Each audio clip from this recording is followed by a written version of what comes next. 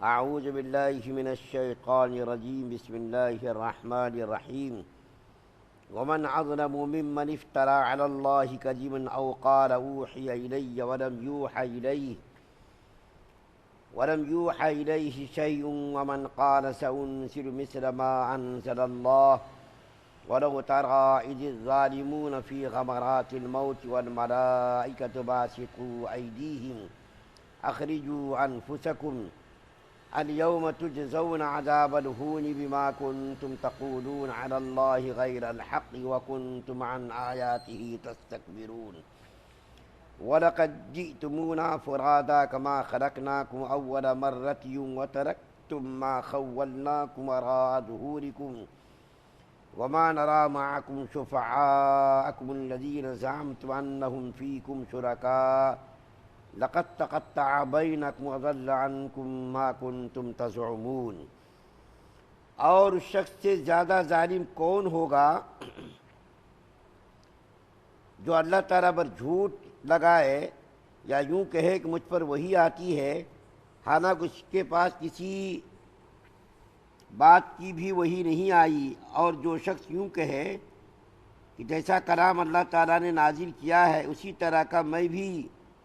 لاتا ہوں، اور اگر آپ اس وقت دیکھیں جب کہ یہ ظالم لوگ موت کی سختیوں میں ہوں گے اور فرشتے اپنے ہاتھ اٹھا رہے ہوں گے، ہاں اپنی جانیں نکالو، آج تم کو ذلت کی سزا دی جائے گی اس سبب سے کہ تم اللہ تعالیٰ کے ذمے جھوٹی باتیں بکتے تھے اور تم اس کی یعنی اللہ تعالیٰ کی آیات سے تکبر کرتے تھے، اور تم ہمارے پاس تنہا تنہا آ گئے جس طرح ہم نے اول مرتبہ تم کو پیدا کیا، اور جو کچھ ہم نے تم کو دیا تھا اس کو اپنے پیچھے چھوڑ آئے ہو، اور ہم نے تمہارے ہمراہ تمہارے ان شفاعت کرنے والوں کو جنہیں تم پوجتے تھے، جن کی نسبت تم دعویٰ رکھتے تھے کہ وہ تمہارے معاملے میں شریک ہے، واقعی تمہارے آپس میں تم قطع تعلق ہو گیا، اور وہ تمہارا دعویٰ سب کچھ گیا گزرا ہو گیا۔ بے شک اللہ تعالیٰ آپ کے سامنے ابھی 94 اور 95 نمبر کی دو آیات تلاوت کی گئی ہے۔ پہلی آیت کریمہ جو 94 نمبر کی ہے اس میں اللہ تعالیٰ فرماتے ہیں اس شخص سے بڑا ظالم کون ہوگا، یعنی اس سے بڑا ظالم ہو ہی نہیں سکتا جو اللہ تعالیٰ پر تہمت لگائے۔ اس آیت کریمہ کی تفسیر میں کہ تہمت لگانے سے مراد علماء نے دو معنی بیان کیے ہیں۔ ایک معنی تو یہ بیان کیا ہے کہ بہت سارے لوگوں نے نبوت کا دعویٰ کر دیا تھا، نبی کریم صلی اللہ علیہ وسلم کی بعد لوگوں نے زندگی میں نبوت کا دعویٰ کیا تھا، اور نبی کریم صلی اللہ علیہ وسلم کا انتقال ہوا تو انتقال کے بعد بھی بہت سارے لوگوں نے دعویٰ کر دیا۔ حضور صلی اللہ علیہ وسلم کی زندگی میں جس کمبخت نے دعویٰ کیا تھا اس کا نام مسیلمہ کذاب ہے۔ بعض مفسرین کہتے ہیں کہ اس آیت کریمہ سے مراد وہی مسیلمہ کذاب ہی ہے۔ نبی کریم صلی اللہ علیہ وسلم کی زندگی میں اس نے جھوٹ موٹ ایمان قبول کیا، اور اپنا ایک آدمی بھیجا نبی کریم صلی اللہ علیہ وسلم کی خدمت میں کہ آؤ میں اور تم دونوں نبوت کو آدھے آدھے حصوں میں تقسیم کر لیں، اور آدھی سلطنت پر تم حکومت کرو، آدھی سلطنت پر میں حکومت کروں گا۔ اس نے یہ خط لکھ کر کے نبی کریم صلی اللہ علیہ وسلم کی خدمت میں بھیجا، تو نبی کریم صلی اللہ علیہ وسلم نے جواب دیا کہ یہ نبوت کوئی انسان کی گڑھی ہوئی چیز نہیں، یہ اللہ تعالیٰ کی عطا کردہ چیز ہے۔ اللہ نے مجھ کو نبی بنایا اور آخری نبی بنایا، میرے بعد اب کوئی نبی نہیں آ سکتا، اور جو اس قسم کا دعویٰ کرے وہ جھوٹا ہے۔ اسی لیے مسیلمہ کذاب کو کذاب کہا جائے، بہت بڑا جھوٹا۔ یہ اتنا بڑا جھوٹا آدمی تھا، باتوں کو بنانے میں جھوٹ کے گڑھنے میں ماہر آدمی تھا یہ، اور 100 سال ان کی عمر تھی، لیکن 100 سال کی عمر میں تلوار چلانے میں بڑا ماہر آدمی تھا، اس کی کمر بھی نہیں جھکی تھی۔ اس نے جب نبی کریم صلی اللہ علیہ وسلم کا انتقال ہو گیا، دنیا سے تشریف لے گئے، تو نبی کریم صلی اللہ علیہ وسلم نے اپنی زندگی میں ہی فرمایا تھا کہ اس کو قتل کرنے کے لیے لشکر کو روانہ کرے جو میرے بعد خلیفہ بنے۔ چنانچہ جب نبی کریم صلی اللہ علیہ وسلم دنیا سے رخصت ہو گئے اور حضرت ابوبکر صدیق رضی اللہ تعالیٰ عنہ خلیفہ بنے، تو سب سے پہلا کام ابوبکر صدیق رضی اللہ تعالیٰ عنہ نے یہ کیا، مسیلمہ کذاب کی سرکوبی کے لیے لشکر روانہ فرمایا۔ ایک لشکر بھیجا، لیکن اس کی اتنی طاقت بڑھ گئی تھی کہ وہ لشکر حضرت اکرمہ رضی اللہ تعالیٰ عنہ جو ابو جہل کا بیٹا تھا اس سے شکست کھا کر کے بھاگ گیا۔ ابو بکر صدیق رضی اللہ تعالیٰ عنہ نے خالد بن ولید رضی اللہ تعالیٰ عنہ کو دوسرا لشکر دے کر کے بھیجا۔ مسیلمہ کذاب کا 40,000 کا لشکر تھا،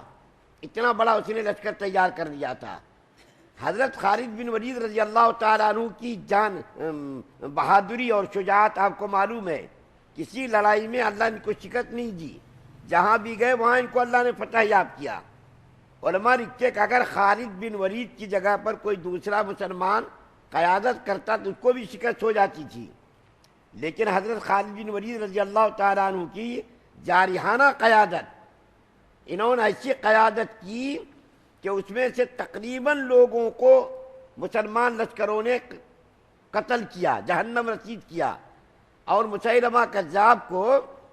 حضرت وحشی رضی اللہ تعالیٰ عنہ جنہوں نے حضرت حمزہ رضی اللہ تعالیٰ عنہ کو شہید کیا تھا،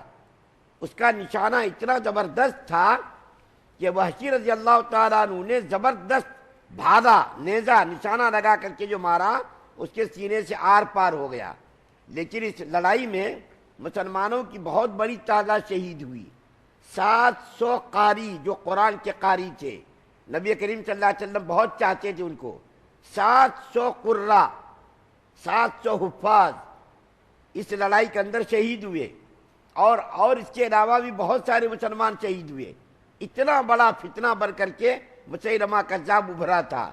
اس نے 40,000 کا لشکر تیار کر لیا تھا اور مسلمانوں کے لیے ایک چیلنج بن گیا تھا۔ لیکن اللہ تعالیٰ نے حضرت خالد بن ولید رضی اللہ تعالیٰ عنہ کی قیادت میں مسلمان کو فتح یاب کیا۔ اس کے علاوہ بھی اور دوسرے لوگوں نے نبوت کا دعویٰ کر دیا تھا، اس میں سے طلیحہ اسدی ہے، یہ بعد میں پھر مسلمان ہو گئے۔ سجاہ نامی عورت بڑی حسین خوبصورت عورت تھی، اس نے بھی نبوت کا دعویٰ کر دیا۔ اس کے علاوہ بھی بہت سارے اور دوسرے لوگوں نے نبوت کا دعویٰ کیا، لیکن مسلمان جو صحابہ کرام تھے ان مسلمان صحابہ کرام نے سب کو قتل کیا۔ تو اس آیت کریمہ کے اندر اللہ تعالیٰ جو فرماتے ہیں اس سے بڑا ظالم کون ہوگا جو اللہ پر تہمت باندھے۔ تو تہمت سے ایک مراد یہ ہے کہ نبوت کا دعویٰ کرے، نبوت میں شریک ہونے کی کوشش کرے، حالانکہ اللہ تعالیٰ نے نبوت کا دروازہ بالکل بند کر دیا، لیکن حضور صلی اللہ علیہ وسلم کے بعد جو نبوت کا دعویٰ کرے وہ بھی اللہ کی ذات پر کیا ہے، تہمت ہے، الزام ہے۔ اللہ نے جب نبوت کا دروازہ بند کر دیا تو اب کوئی نبی ہونے کا دعویٰ کرے تو وہ جھوٹا ہی ہوگا۔ دوسرا معنی یہ بیان کیا گیا ہے کہ اللہ کی ذات پر یہ تہمت باندھے کہ اللہ کو باپ قرار دے، اللہ کے لیے کوئی بیٹا قرار دے، جیسا یہودیوں نے حضرت عزیر علیہ السلام کو خدا کا بیٹا قرار دیا تو وقالت الیہود عزیر ابن اللہ، اور اس تذکرہ کرتا ہی رہتا ہوں کہ عیسائی لوگوں نے حضرت عیسیٰ علیہ السلام کو خدا کا بیٹا قرار دیا تھا، حضرت مریم علیہ السلام کو خدا کی بیوی قرار دیا تھا۔ تو یہاں پر دو معنی بیان کیے گئے ہیں، ایک تو یہ کہ کوئی حضور صلی اللہ علیہ وسلم کے بعد نبوت کا دعویٰ کرے، یہ اللہ کی ذات پر تہمت ہے، الزام ہے، یا اللہ تعالیٰ کے لیے اولاد کوئی تسلیم کرے، اللہ تعالیٰ کے لیے نعوذ باللہ کوئی بیوی تسلیم کرے، یہ سب کیا ہے، اللہ کی ذات پر تہمت ہے۔ اس کے بعد اللہ تعالیٰ فرماتے ہیں کہ بہت سارے لوگ یہ کہتے تھے یہ قرآن پاک حضور صلی اللہ علیہ وسلم کا اپنا بنایا ہوا ہے، یہ خدا کا نازل کردہ قرآن نہیں، بلکہ نبی کریم صلی اللہ علیہ وسلم نے اس قرآن کو گڑھ لیا ہے، گڑھ کر کے یہ پرانے لوگوں کے قصے کہانیاں کی کتاب ہے، پرانے زمانے میں جو گزرے لوگ ان کی کہانیاں ان کے قصے اس کے اندر ہے۔ یہ کام تو میں بھی کر سکتا ہوں، ایسے بہت سارے لوگ تھے۔ نضر بن حارث ایک مکہ کا بہت بڑا مشرک آدمی تھا، وہ بھی کہتا تھا میں بھی قرآن بنا سکتا ہوں، اس قسم کی کتابیں میں بھی گڑھ سکتا ہوں۔ مسیلمہ کذاب نے بھی کچھ تک بندی کی تھی، کچھ جو ہے عربی کے اندر کچھ بنا لیا تھا، لیکن کوئی آج بھی اس قرآن کا جواب آج تک جو ہے پیش نہیں کر سکا ہے۔ 1400 سال گزر گئے، دعوے تو لوگوں نے بہت کیے اور کچھ تک بندی بھی کی، کچھ قرآن پاک کے مقابلے میں کچھ کلام بھی پیش کیا، لیکن دنیا کے لوگوں نے اس کو ٹھکرا دیا، اس کو جو ہے بالکل انکار کر دیا۔ قرآن کہاں، تمہارا کلام کہاں، قرآن کے مقابلے میں تمہارا کلام تو کچھ بھی نہیں ہے۔ اس کے بعد پھر جو پہلی آیت کریمہ پر اس کے اندر اللہ تعالیٰ فرماتے ہیں کہ جب کافر لوگوں کی موت آتی ہے تو فرشتے آتے ہیں، اس سے پہلے بھی ذکر کیا تھا میں نے کہ فرشتے آتے ان کے پاس اور ان کے پاس آ کر کے اس کو زبردست طریقے سے پکڑ لیتے اور کہتے کمبخت خبیث روح نکل باہر چل۔ لیکن وہ جو کافر لوگ ہوتے اس کے جسم کے اندر وہ روح جو ہے پھڑپھڑانے لگتی ہے، روح ادھر ادھر بھاگنے لگتی ہے، لیکن وہ فرشتہ اس کو زبردست طریقے سے پکڑ کر کے اس کی روح کو نکالنا شروع کرتا ہے۔ اور میں نے ذکر کیا تھا اس کی روح کو جسم کے مختلف حصوں میں روک لیا جاتا ہے، کبھی یہاں کبھی یہاں کبھی یہاں کبھی یہاں، تاکہ اس کو زیادہ تکلیف ہو، اور پیاس کی حالت میں اس کی موت آتی ہے،